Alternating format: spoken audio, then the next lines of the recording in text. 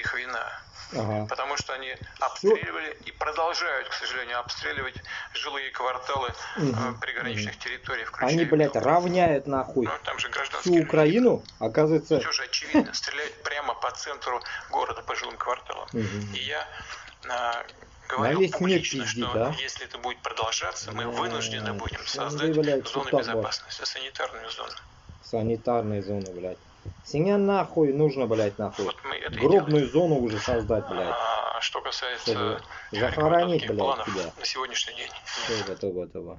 Вспомнил Путин и о Шайтан, грядущей блядь, международной конференции в Женеве по урегулированию конфликта в Украине, куда не позвали Россию. Очевидно, российская сторона обижена, что ее так называемый мирный план никто не хочет обсуждать.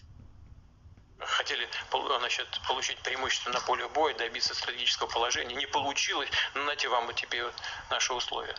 С дуба рухнули, что ли?